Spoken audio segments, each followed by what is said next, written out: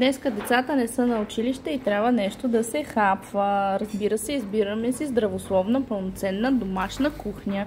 Плами, какво ще ядеш? Аз искам едно от тези бутчета. Бутче за Плами. Вайка ми, ти какво ще ядеш, мама? Супичка! О, че е хубава топла супичка! Супичка за Вая. Ето на децата. Браво! Вкусно ли е, деца? Да, много.